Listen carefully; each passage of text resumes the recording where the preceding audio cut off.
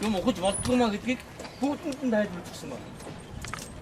Сүүлч нь 3-4 удаа одоо хэд нэг сар пууз хөөж гаргаж ирсэн. Өнөөдрөөс эхлээд танах тасан сэргийлэх арга хэмжээ аваад тэрүүгээр үүсэж байгаа шүү. Би аймгийн болохоор аварсан гэдэг юм. Ойлгосон уу бүгдөө? Өнөөдрөөс саатууд нь 20